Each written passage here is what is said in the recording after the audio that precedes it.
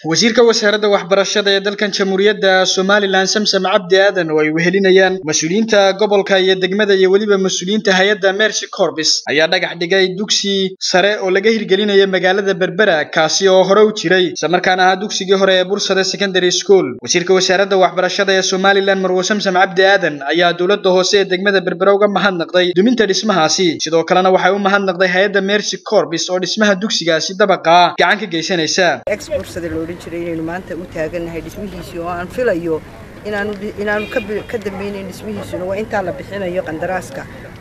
in la bilaabo insha Allah waxa weeyaan iskuul weyn oo bartankii magaalada ku yaala oo aad ugu fiicnaanaya ardayda oo garoon leh oo dhul ay la kordhin karo leh oo library hadii la isaado uga sameeya waxaanu ugu dhegnayo nidhi isaga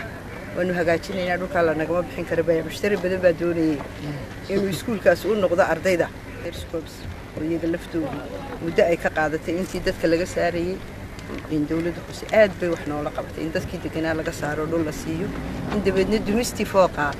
sarkaal ka socda hay'adda Mercy Corps iyo gudoomiyaha gobolka Saaxil Cali Maxamed Cilmi iyo duqa degmada Berbera Cabdishakuur Maxamuud Xasan ayaa saddexda mas'uulba si weyn u soo dhaweeyay dhismaha dugsigaasi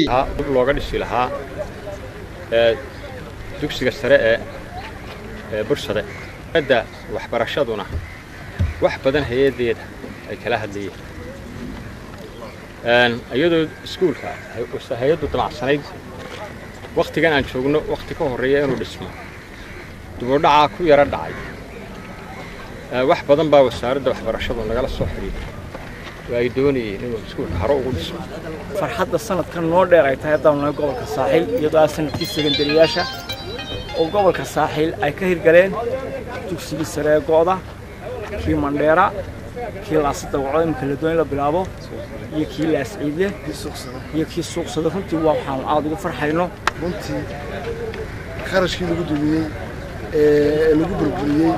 oo kharashaad runtii u badan waxa laakiin loogu dhabaraaday oo loogu adkeysay si ardaydeen ay mustaqbal u yeelato waxbarashadu ay u hana qaato Cabdikariim Saciid Saalax Hon Cable TV Berbera.